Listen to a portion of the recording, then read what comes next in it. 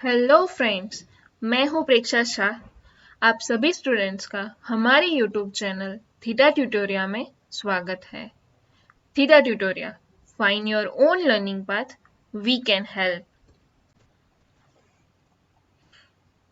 आज के इस सेशन में हम लोग साइंस सब्जेक्ट करेंगे। Chapter number 1, matter in our surroundings.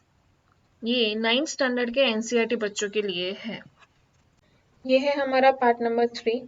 अगर जिन स्टूडेंट्स ने पार्ट 1 एंड पार्ट 2 नहीं देखा है तो पहले वो जाके देख लीजिए, ठीक है। ओके, तो अब हमने पार्ट 2 में क्या किया था वो एक बार क्विक रिवीजन कर लेते हैं, ठीक है। हमने वहां पे देखा था स्टेट्स ऑफ मैटर। कौन कौन से 3 स्टेट्स होते हैं? Solid, liquid and gas. Next हमने देखा था सॉलिड, लिक्विड एंड गैसेस का डिफरेंस, कि क्या होता है सॉलिड, लिक्विड और गैसेस के पार्टिकल्स में डिफरेंस। फर्स्ट ऑफ ऑल तो सॉलिड्स में क्या होता है? Definite shape and definite volume होता है। Strong attraction between the particles, then particles are very close together and neatly arranged. Particles vibrate in place. और here liquid में moderate attraction होता है particles के बीच में। फिर particles still very close but neatly arranged नहीं होते जैसे gaseous form, जैसे solid form में होते, right? Particles are able to slide past each other. Then indefinite shape and definite volume होता है। Solid में क्या देखा था? Definite shape and definite volume। हमने देखा था ना पार्ट 2 में कि लिक्विड में हम लोग जिस भी कंटेनर में डालते हैं लिक्विड को वो वैसा शेप ले लेता है, ठीक है। तो यहाँ पे वॉल्यूम सेम रहता है बट शेप चेंज हो जाता है। नाउ आता है गैसेस में। गैस, उसमें क्या होता है? इस स्टेट में उनका पार्टिकल्स के बीच में अट्रैक्शन बहुत ही कम होता है। Particles are much further away from each other, मतलब बहुत ही दूर दूर होते हैं। और the particles move all around and bump into each other, मतलब बहुत दूर दूर होते हैं तो बहुत ही मूव करते रहते हैं। और इसका शेप और वॉल्यूम कुछ भी डिफाइनाइट नहीं है। ओके, यहाँ तक हमने देख लिया था पार्ट 2 में। अब आता है next, can matter change it's state? क्या मैटर अपना जो होता है स्टेट वो चेंज कर सकता है? हमारे पास कौन सी 3 स्टेट थी? सॉलिड, लिक्विड और गैस। सॉलिड मतलब हम लोग एक एग्जांपल ले लेते हैं वाटर का, ठीक है। हमें पता है वाटर सॉलिड में क्या होता है? आइस। लिक्विड में तो हमें पता ही है कि वाटर लिक्विड फॉर्म में होता है और गैस में वाटर वेपर, ठीक है। ये 3 स्टेट हम ले लेते हैं। अगर अब आगे देखते हैं कि क्या वो चेंज होता है उसका स्टेट, सॉलिड में से लिक्विड या लिक्विड में से गैस या गैसेस में सॉलिड, ठीक है। चलो चलो इसके लिए हम लोग एक एक्टिविटी करते हैं। बीकर में थोड़े से आइस क्यूब ले लेते हैं, ठीक है। उसमें हम लोग एक थर्मोमीटर सेट कर लेते हैं ताकि हमें पता चले कि किस पॉइंट पे आके या किस टेम्परेचर पे वो जो सारे आइस क्यूब है वो पानी बन जाते हैं, मतलब उसका स्टेट चेंज कर लेते हैं। अब यहाँ पे हम लोग एक बर्नर ले लेते हैं, उसको हीट करते हैं, ठीक है, आइस क्यूब को। तो क्या होगा? आइस क्यूब धीरे धीरे धीरे पिघलना शुरू होगा, तो उसका टेम्परेचर भी बढ़ना शुरू हो गया। जब आइस था तो वो बहुत ठंडा था, अब धीरे धीरे हम लोग उसको हीट दे रहे हैं तो वो गर्म भी होगा, तो उसका टेम्परेचर भी बढ़ेगा। अब एक पॉइंट ऐसा आएगा कि ये जो सारे आइस क्यूब है वो क्या हो जाएंगे? पानी बन जाएंगे। तब हम चेक करेंगे अपना थर्मोमीटर कि कौन से पॉइंट पे आके ये जो सारे के सारे आइस क्यूब है वो क्या हो गया? पानी बन गया, ठीक है। तो यहाँ क्या हुआ? हमारी स्टेट ऑफ चेंज हो गया, मतलब स्टेट चेंज हो गया मैटर का। सबसे पहले कौन सा था? आइस, मतलब सॉलिड था, अब पानी बन गया, मतलब ये हमारा मैटर का स्टेट चेंज हो गया। ये तो सॉलिड में से लिक्विड बन गया। कब? जब हमने उसको टेम्परेचर दिया, मतलब टेम्परेचर बढ़ाया, हीट दिया, तब उसका स्टेट चेंज हो रहा है, ठीक है। ओके, तो अब ये ऐसा हुआ क्यों? सॉलिड में से लिक्विड बन कैसे गया? तो उसके मतलब सॉलिड में से लिक्विड बना तो उसके पार्टिकल्स के अंदर भी तो बहुत सारे चेंजेस हुए होंगे, राइट। सॉलिड में हमने देखा था ना कि उसके पार्टिकल्स बहुत नीटली अरेंज होते हैं, क्लोज क्लोज होते हैं। अब लिक्विड बन गया तो वहां पे तो अट्रैक्शन बहुत कम होता है। तो क्या हुआ? यहाँ पे हमने हीट देना शुरू किया तो उसके पार्टिकल्स वाइब्रेट होना शुरू हो गए, उसके अंदर काइनेटिक एनर्जी आ गई, तब वो मूव करना स्टार्ट करते हैं और उसकी काइनेटिक एनर्जी बढ़ जाती।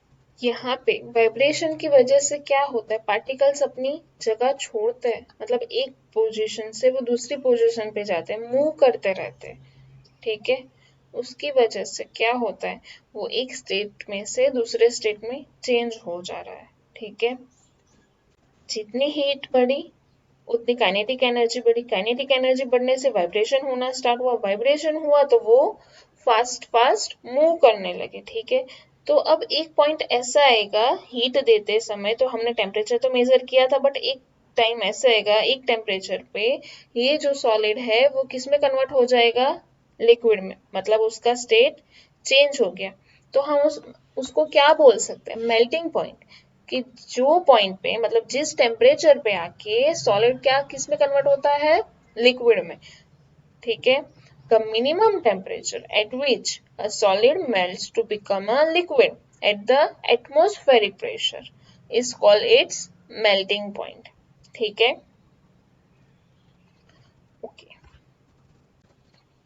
यहाँ पे क्या हो रहा है, सॉलिड में जो पार्टिकल्स थे, राइट, सॉलिड में पार्टिकल्स कैसे होते हैं, बहुत क्लोजली अट्रैक्टेड होते हैं एक दूसरे के साथ। हम लोग यहाँ पे बाहर से फोर्स दे रहे हैं ताकि पार्टिकल्स के बीच में जो अट्रैक्शन है वो टूट रहा है, क्योंकि हमारे सॉलिड में तो अट्रैक्शन बहुत होता है और लिक्विड में मॉडरेट होता है, राइट। एक वो जो पार्टिकल्स होते हैं वो क्लोजली अटैच होते हैं, बट उसके बीच में जितना सॉलिड में अट्रैक्शन होता है पार्टिकल्स में, वैसा लिक्विड में नहीं होता। तो यहाँ पे क्या हुआ, बाहर से फोर्स देने पे ये जो पार्टिकल्स के बीच में अट्रैक्शन था वो कम हो रहा है, राइट। तो यहाँ पे हम लोग क्या बोल सकते हैं कि ये जो मेल्टिंग पॉइंट है वो क्या इंडिकेट करता है, वो ये इंडिकेट करता है कि हमारे सॉलिड की जो strength of the force of attraction है पार्टिकल्स के बीच में वो कितनी है।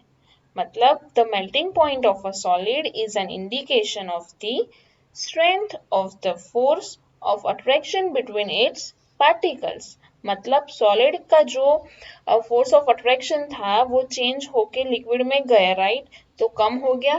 तो ये पॉइंट वो इंडिकेट करता है कि हमारे सॉलिड की कितनी स्ट्रेंथ थी पार्टिकल्स के बीच में, ठीक है। ये जो हमारा सॉलिड में से लिक्विड में कन्वर्ट हुआ स्टेट, उसे हम क्या बोल सकते हैं, सॉलिड में से लिक्विड कन्वर्जेशन को हम लोग फ्यूजन बोल सकते हैं। और जनरली मेल्टिंग पॉइंट क्या होता है आइस का, कि वो कौन से टेम्परेचर पे जाके लिक्विड बन जाता है, तो उसका है 273.15 केल्विन। जनरली हम लोग एज अ सम में 273 केल्विन ले सकते हैं, केल्विन उसका एसआई मेजरमेंट है, ठीक है। हम लोग उसको डिग्री सेल्सियस में लिखे तो 0 डिग्री सेल्सियस, ठीक है। The pressure of air in the atmosphere is called atmospheric pressure. हमने आगे देखा था, राइट, एटमोस्फेरिक प्रेशर कि जिस एटमोस्फेरिक प्रेशर में मिनिमम टेम्परेचर पे सॉलिड लिक्विड में कन्वर्ट होता है तो वहां पे मेल्ट, मतलब उसको मेल्टिंग पॉइंट बोलते हैं। तो ये एटमोस्फेरिक प्रेशर क्या है, एटमोस्फेरिक प्रेशर मतलब कि the pressure of air in the atmosphere, मतलब एटमोस्फेयर में कितना प्रेशर होता है एयर का। जनरली हम लोग क्या लेवल लेते हैं एटमोस्फेयर का, 1, ठीक है। और ये हम लोग नॉर्मल लेते हैं एटमोस्फेरिक प्रेशर। हम लोग जो एक्सपेरिमेंट कर रहे थे कि हम लोग यहाँ पे हीट दे रहे थे और टेम्परेचर मेजर कर रहे थे, राइट, और फिर सॉलिड में से लिक्विड बन गया। बट एक पॉइंट पे क्या हो रहा है, सॉलिड में से लिक्विड बनने से पहले हम हीट दिए जा रहे हैं, बट टेम्परेचर में कोई चेंज नहीं होगा, टेम्परेचर वही का वही दिखाता है। ऐसा क्यों होता है, आपने देखा, आप भी एक्सपेरिमेंट कर रहे होगे तो आपको भी पता होगा कि एक टाइम के बाद टेम्परेचर थर्मोमीटर में वही सेम का सेम रहता है, चाहे तुम हीट दिए जा रहे हो। तो आपको भी होगा ये हीट एनर्जी जा कहाँ रही है, राइट। ये जो हीट एनर्जी है वो ये आइस क्यूब एब्जॉर्ब कर रहा है, और थोड़ी बहुत हीट एनर्जी ये जो हमारा बीकर होता है वो एब्जॉर्ब कर लेता है। मतलब ये उसको क्या बोलते हैं, लेटेंट हीट। लेटेंट मतलब हिडन, हिडन हीट हम जो दे रहे हैं उसे, उस मतलब उसकी डेफिनेशन क्या है, the amount of heat energy that is required to change 1 kg of a solid into liquid at atmospheric pressure at its melting point is known as the latent heat of fusion. हमारे ice जो water में convert हो रहा है कौन से temperature पे, 273 kelvin या तो 0 डिग्री सेल्सियस, राइट। उस टाइम पे वाटर के पार्टिकल्स में एनर्जी ज्यादा होगी as compare to particles in the ice. Okay, यहाँ तक हमने क्या देखा, आइस में से हम लोग वाटर में कन्वर्ट किया, ठीक है, सॉलिड में से लिक्विड में कन्वर्ट हुआ। अब वाटर को और बर्न करते हैं और हीट देते हैं, ठीक है, तो अब क्या होगा, हीट देंगे, टेम्परेचर बढ़ेगा और वाटर क्या करना स्टार्ट होगा, बॉइलिंग होना स्टार्ट करेगा और वो किस में कन्वर्ट होगा, वेपर में। तो अब ये जो पॉइंट है जहां पे पानी बॉइलिंग होना स्टार्ट कर रहा है, मतलब वेपर बनने का स्टार्ट हो रहा है, उसको क्या बोलते हैं, बॉइलिंग पॉइंट। वहां पे हमारी डेफिनेशन थी मेल्टिंग पॉइंट और ये है बॉइलिंग पॉइंट, कि the temperature at which a liquid starts boiling at the atmospheric pressure is known as its boiling point। और वहां पे क्या था, solid starts to convert into liquid, right, तो उसको बोलते थे मेल्टिंग पॉइंट। अब यहाँ पे हमारा टेम्परेचर क्या मेजर होगा, कि कौन से पॉइंट पे, बॉइलिंग पॉइंट पे, वो होगा 373 केल्विन, अगर हम लोग केल्विन में मेजरमेंट कर रहे हैं। तो अगर हम लोगों ने डिग्री सेल्सियस में मेजर किया हुआ है तो हमें मिलेगा 100 degree Celsius, 100 degree Celsius. Okay, अब उसको हमें कन्वर्ट करना पड़ेगा। हमें पता है 0 degree Celsius is equals to 270, sorry 273। अब उसको 100 डिग्री सेल्सियस को हम लोग क्या करेंगे, 273 plus 100 is equal to 373 kelvin. तो हमारा बॉइलिंग पॉइंट मिल गया, या तो 100 डिग्री सेल्सियस या तो केल्विन में मेजर करें तो 373 केल्विन। ओके, तो अब हमारा आइस किस में कन्वर्ट हुआ, वाटर में, अगर हमने हीट दिया तो। और फिर अगर और हम लोग हीट दे रहे हैं तो 100 डिग्री सेल्सियस पे हमारा क्या हो रहा है, वाटर में से वेपर बन रहा है, ठीक है। तो मेल्टिंग पॉइंट हमारा क्या हुआ, कि आइस में से वाटर बनने का 0 डिग्री सेल्सियस। अगर हमारा वाटर में से वेपर बन रहा है तो वो वाला बॉइलिंग पॉइंट है और वो कितना है, 100 डिग्री सेल्सियस, ठीक है। अगर हम उसको फ्रीज कर रहे हैं तो वापस से क्या हो जाएगा, वाटर और आइस, ठीक है। ये था हमारा अब तक हमने जो देखा, मेल्टिंग पॉइंट, बॉइलिंग पॉइंट। ये एक्सपेरिमेंट करने में भी, मतलब वाटर में से वेपर बन रहा होगा तब भी एक टेम्परेचर ऐसा आएगा, एक टेम्परेचर ऐसा आएगा कि वहां पे हमारा टेम्परेचर चेंज नहीं होगा।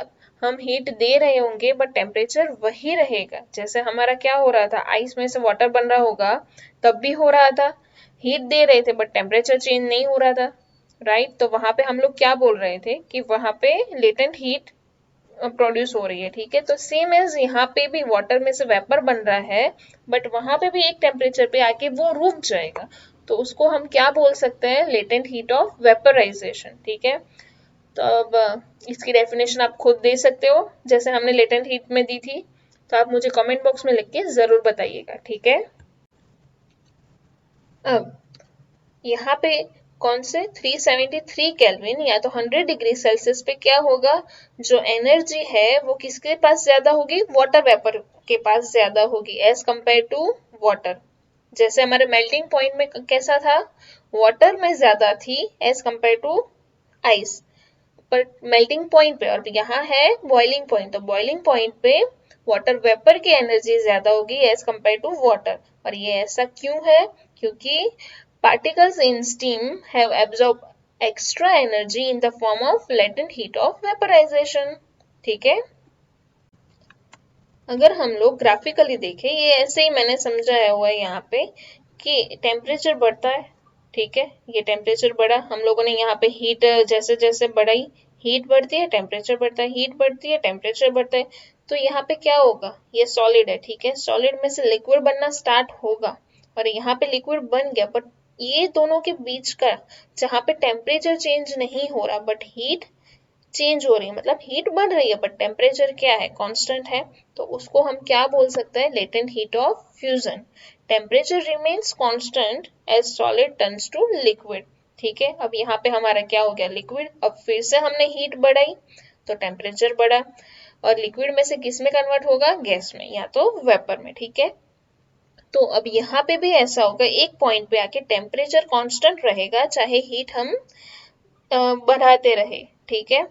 तो उसको हम लोग क्या बोल सकते हैं, जैसे हमने अभी देखा latent heat of vaporization, temperature remains constant as liquid turns to gas, ठीक है, और फिर गैस में कन्वर्ट हो रहा है, ठीक है। ये था हमारा लेटेंट हीट ऑफ फ्यूजन और ये है हमारा लेटेंट हीट ऑफ वेपराइजेशन।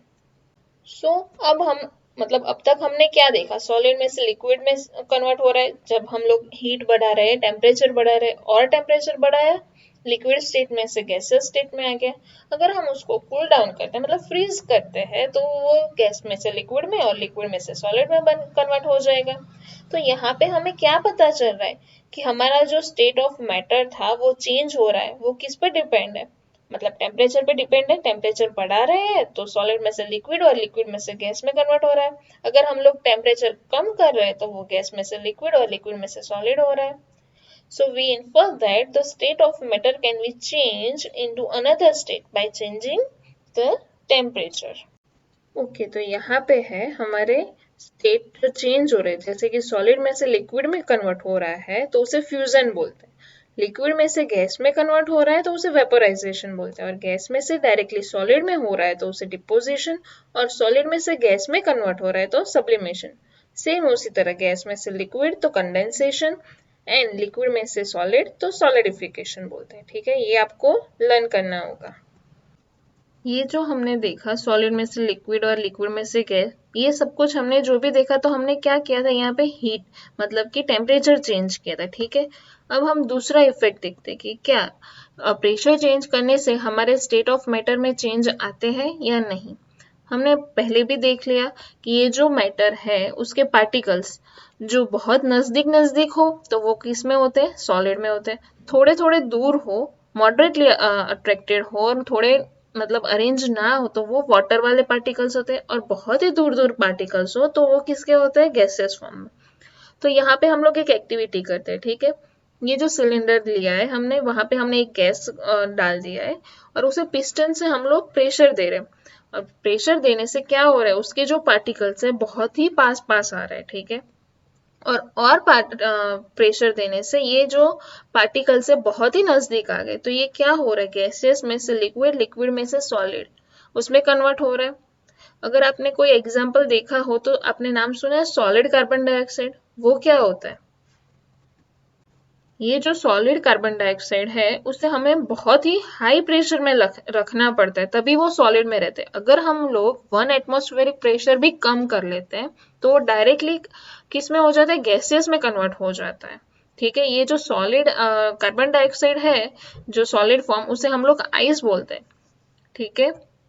ये जो हमने बोला कि आइस होता है सॉलिड कार्बन डाइऑक्साइड, उसे ड्राई आइस बोलते हैं कि एटमॉस्फेरिक प्रेशर उसको हाई रखते हैं तभी वो रहता है। अगर उसका एटमॉस्फेरिक प्रेशर 1 भी कम कर दे तो वो गैसेस फॉर्म में कन्वर्ट हो जाता है, ठीक है, लिक्विड में आए बिना ही।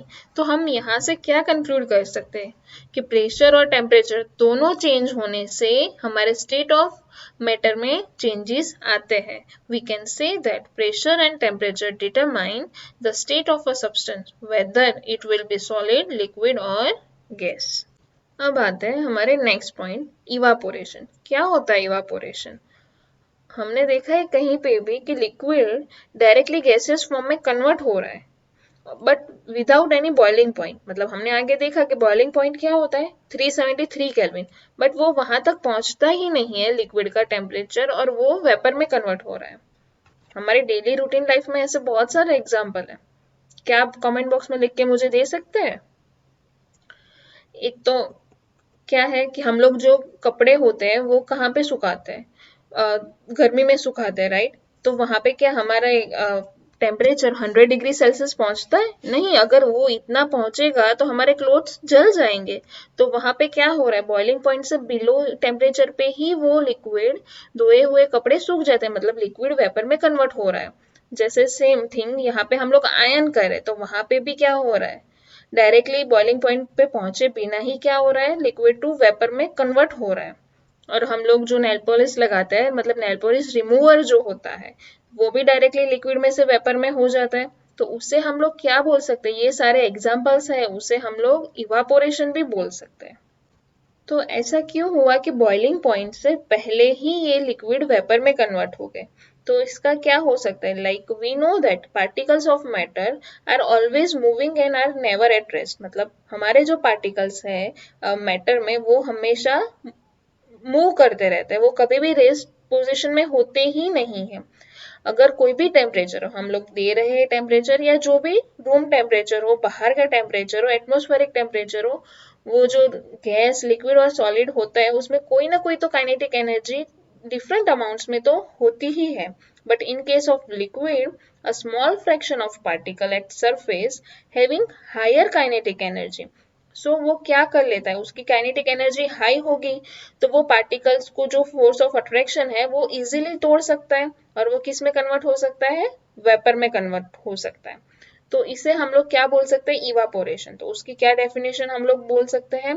The phenomenon of change of a liquid into vapour at any temperature below it's boiling point is called evaporation. अब आते हैं फैक्टर्स अफेक्टिंग इवापोरेशन। मतलब कौन कौन से फैक्टर है जो इवापोरेशन में अफेक्ट करते हैं? फर्स्ट तो an increase of surface area. चलो इसके लिए हम लोग एक एक्टिविटी करते हैं कि थोड़ा सा पानी एक बाउल में भर लेते हैं, ठीक है, और वही थोड़ा पानी हम लोग एक सॉसर या ऐसी प्लेट में रख लेते हैं और उसे सन के नीचे या ऐसे कहीं पे रख देते हैं, ठीक है। तो कौन सा पानी जल्दी से सूख जाएगा वो सन के टेम्परेचर में, मतलब एट अ प्रेजेंस ऑफ सन? तो बाउल वाला पानी जो सूख जाएगा वो जल्दी नहीं सूखेगा। क्यों? क्योंकि इसका सरफेस मतलब कम है, और यहाँ पे हमने जो सॉसर ली है वहां पे हमारा पानी कैसा है, उसका सरफेस एरिया बड़ा है तो वो जल्दी से सूख जाएगा। तो यहाँ पे हम लोग क्या बोल सकते हैं? सरफेस एरिया जितना बड़ा उतना इवापोरेशन इंक्रीज हो जाएगा, मतलब इवापोरेशन रेट बढ़ जाएगा। वैसा सेम एग्जाम्पल अगर हम लोगों का जो गीला टॉवेल है या कपड़ा है या क्लोथ्स है उसे हम ऐसे ही लगा दे तार पे, ठीक है, तो वो सूखने में कितनी देर करेगा? अगर हम उसको अच्छे से स्प्रेड करें और फिर तार पे लगाए तो वो जल्दी से सूख जाएगा। तो यहाँ पे क्या हुआ? सरफेस एरिया बढ़ा, इवापोरेशन भी बढ़ा, ठीक है। Second, N increase of temperature. ये तो हमें पता ही है कि टेम्परेचर हम लोग बढ़ाएंगे तो उसकी काइनेटिक एनर्जी बढ़ेगी, काइनेटिक एनर्जी बढ़ेगी तो वो लिक्विड में से जल्दी से वेपर स्टेट में कन्वर्ट हो जाएगा। Third factor, a decrease in humidity. Humidity क्या है? Humidity is the amount of water vapour present in air. अगर हम एग्जाम्पल ले तो हमारा बारिश वाला मौसम, तो उस टाइम पे हमारी एयर कैसी होती है? मतलब गीली गीली टाइप, वहां पे वाटर ज्यादा होता है, वाटर वेपर एयर में, ठीक है। तो उस टाइम पे क्या हमारे गीले कपड़े सूखते हैं जल्दी? नहीं, क्योंकि ह्यूमिडिटी वाली जो एयर होती है उससे हमारे कपड़े जल्दी नहीं सूखते। मतलब जितनी ह्यूमिडिटी ज्यादा एयर में उतना इवोपोरेशन रेट कम, ठीक है। The air around us can not hold more than a definite amount of water vapour at a given temperature. If the amount of water in air is already high, the rate of evaporation decreases. ठीक है। Next, an increase in wind speed.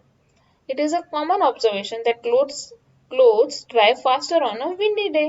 With the increase in wind speed, the particle of water vapor move away with the wind, decreasing the amount of water vapour in the surrounding. मतलब जितनी पवन की speed ज्यादा, मतलब हवा ज्यादा, तो उतनी जल्दी हमारे क्लोथ सूख जाते हैं। तो ये भी अफेक्ट करता है हमारे इवापोरेशन रेट पे। ओके, तो हमने कौन से देखे अफेक्टेड फॉर इवापोरेशन रेट? एक तो an increase of surface area, an increase of temperature, और decrease in humidity, and an increase in wind speed. How does evaporation cause cooling? मतलब ये जो इवापोरेशन होता है तो वो जगह पे, मतलब उसके आसपास कूलिंग क्यों हो जाती है? अगर हम लोग देखें तो लिक्विड क्या होता है, उसकी काइनेटिक एनर्जी होती है, राइट, और वो लिक्विड में से वेपर में कन्वर्ट हो जाता है, तो वहां पे उसकी एनर्जी लॉस्ट हो गई होती है, ठीक है। तो वो क्या करता है, बाहर सराउंडिंग में से जो भी उसको मिलता है एनर्जी वो मतलब रिगेन कर लेता है, ठीक है। In an open vessel the liquid keeps on evaporating. मतलब वो लिक्विड है तो वो बाहर इवापोरेटिंग तो करता ही रहेगा, but the particle of liquid absorb heat energy from the surrounding to regain the energy lost in the evaporation, मतलब जो एनर्जी उसने इवापोरेशन में घुमा दी है तो वो उसको रिगेन कहाँ से करेगा, सराउंडिंग में से। तो ये जो सराउंडिंग में से एनर्जी वो खींच रहा है अंदर की साइड, तो वहाँ मतलब तो क्या होगा, आसपास सराउंडिंग का जो भी पार्ट है, वो जो जगह है वो क्या हो जाएगी, ठंडी हो जाएगी। This absorption of energy from the surroundings make the liquid cool. अगर हम लोग एक एग्जांपल लें, जैसे कि लड़कियां जो नेल रिमूवर लगाती है, ठीक है, तो उसके बाद हमारे हाथ ठंडे ठंडे लगते हैं, या तो फिर हम लोग डिओड्रेंट या स्प्रे कुछ भी लगाते हैं हाथ में, तो हमें ठंडा ठंडा क्यों लगता है। When perfume is put on our palm, it feels cold because the particle of matter gain energy from our surroundings or from our palm and evaporate at a fast rate, causing our palm to feel cold. ठीक है। एक और example लें तो हम लोग summer days में क्या करते हैं, हम छत पे पानी डाल के आ जाते हैं शाम के टाइम पे, या तो घर में हम लोग वो खुला मैदान जैसा होता है या ग्राउंड होता है वहां पे पानी डालते हैं। तो वैसे मतलब वो हम लोग क्यों करते हैं, ताकि ये जो समर है तो वहां पे उस टाइम पे हमें ठंडक मिल सके, राइट। तो ये भी क्या है, वन टाइप ऑफ मतलब इवापोरेशन होता है और हमारी आसपास की जगह ठंडी हो जाती है at the same time, मतलब evaporation rate at a fast rate causing our surrounding cold। यहाँ पे एक और एग्जांपल है, why should we wear a cotton clothes in summer। हम लोग गर्मी के मौसम में कॉटन क्लोथ्स क्यों पहनते हैं। अब गर्मी के मौसम में पसीना भी सबसे ज्यादा होता है, ये तो हमारी मैकेनिज्म है कि पसीना ज्यादा होगा तभी हमारा बॉडी कूल रहेगा, मतलब अंदर से, right. We know that at during evaporation the particles at the surface of liquid gain energy from the surrounding और body surface and change into vapor, मतलब दोनों चीज साथ में होगी, जैसे हमने आगे देखा इवापोरेशन भी होगा और सराउंडिंग से मतलब बॉडी सरफेस से वो एनर्जी भी गेन करेगा। और ये एनर्जी किससे मतलब किसके इक्विवेलेंट होती है, लेटेंट हीट ऑफ वेपराइजेशन के। सो वो एब्जॉर्ब करता है कहाँ से, हमारे बॉडी में से, और बॉडी से ये जो एब्जॉर्ब करता है और क्या मतलब लिविंग द बॉडी कूल, मतलब बॉडी को वो ठंडा करता है, एक साइड से वो एब्जॉर्ब करता है एनर्जी और एक साइड से वो कूल करता है। और कॉटन क्या है, वो तो गुड एब्जॉर्बर है वाटर का, मतलब हमारा पसीना वो एब्जॉर्ब कर लेगा, स्वेट वो एब्जॉर्ब कर लेगा and exposing it to the atmosphere, और एटमॉस्फेयर में वो एक्सपोज कर लेगा, मतलब फॉर इजी इवापोरेशन। इसीलिए हमें समर में कॉटन क्लोथ्स पहनने चाहिए, ठीक है। ये एक क्वेश्चन आपके लिए, आप मुझे कमेंट बॉक्स में आंसर करके जरूर बताइए, why do water droplets collect on the outside of a glass on a hot day, ठीक है। तो यहाँ पे हमारा ये चैप्टर कंप्लीट हुआ। अगर आपको एक्सरसाइज करनी है तो मुझे आप कमेंट बॉक्स में जरूर बताइए, ताकि मुझे पता चले और मैं आपके लिए एक्सरसाइज वाला एक वीडियो लेके आ सकूं, ठीक है। आपको हमारा ये वीडियो कैसा लगा कमेंट बॉक्स में लिख के जरूर भेजिएगा, ताकि मैं और भी अच्छे अच्छे वीडियो बहुत ही जल्दी लेके आ सकूं, ठीक है। So don't forget to like share and subscribe my YouTube channel. Thank you for watching.